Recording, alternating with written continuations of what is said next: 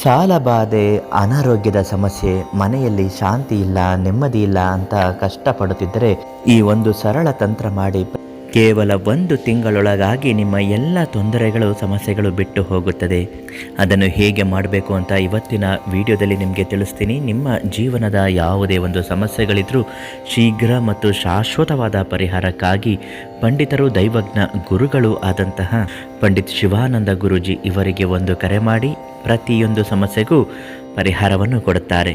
ಯಾರಿಗೆ ಆಗಲಿ ಕಷ್ಟ ಅನ್ನುವುದು ಇದ್ದೇ ಇರುತ್ತೆ. ಅದಕ್ಕಾಗಿ ಕೆಲವರು ದೇವರ ಮೊರೆ ಹೋಗುತ್ತಾರೆ, ಇನ್ನು ಕೆಲವರು ಅದೇ ಕಷ್ಟವನ್ನೇ ಅನುಭವಿಸುತ್ತಾ ಕಾಲ ಕಳೆಯುತ್ತಿರುತ್ತಾರೆ.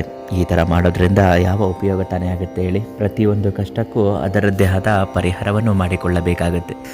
ಆ ಪರಿಹಾರವನ್ನು ಹೇಗೆ ಮಾಡಿಕೊಳ್ಬೇಕು ಅಂದರೆ, ಬಿಳಿ ಎಕ್ಕದ ಗಿಡವನ್ನು ಪ್ರತಿಯೊಬ್ಬರು ನೋಡಿರ್ತೀರ. ಇದು ಸಕಲ ಐಶ್ವರ್ಯವನ್ನು ವೃದ್ಧಿಸುವ ತಂತ್ರವನ್ನು ಹೊಂದಿರುವಂತಹ ಗಿಡ ಎಂದು ನಮ್ಮ ಹಿರಿಯರು ಹೇಳುವುದು ನಾವು ನೋಡಿರ್ತೀವಿ, ಕೇಳಿರ್ತೀವಿ.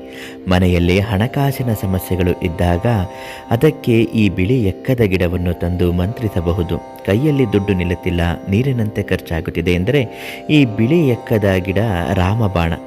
ಯಾವುದೇ ಖರ್ಚಿಲ್ಲದೆ ಬಿಳಿ ಎಕ್ಕದ ಗಿಡಕ್ಕೆ ಹೀಗೆ ಮಾಡಿ, ಕಷ್ಟಗಳು ಮಂಜಿನಂತೆ ಕರಗಿ ಹೋಗಿ ಕಷ್ಟಗಳ ಪರಿಹಾರ ಆಗುತ್ತೆ. ಬಿಳಿ ಎಕ್ಕದ ಗಿಡ ಹೆಚ್ಚು ಮಹತ್ವವನ್ನು ಹೊಂದಿದೆ.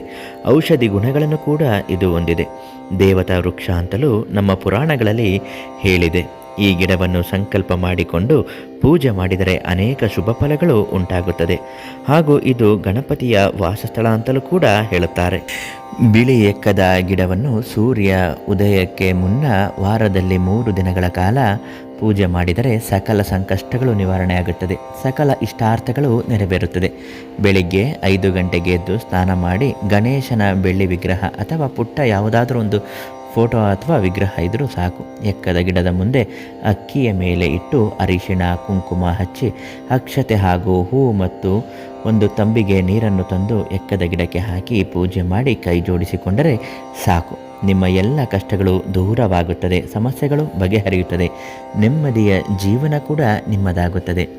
ಬಗೆಹರಿಸಲಾಗದ ಎಷ್ಟೋ ಸಮಸ್ಯೆಗಳ ಶಾಶ್ವತ ಪರಿಹಾರಕ್ಕಾಗಿ ದೈವಜ್ಞ ಗುರುಗಳು, ಪಂಡಿತರು ಆದಂತಹ ಶ್ರೀ ಶಿವಾನಂದ ಗುರುಗಳಿಗೆ ಒಂದು ಫೋನ್ ಮಾಡಿ ಎಲ್ಲ ಸಮಸ್ಯೆಗೂ ಇವರು ಪರಿಹಾರವನ್ನು ನೀಡುತ್ತಾರೆ.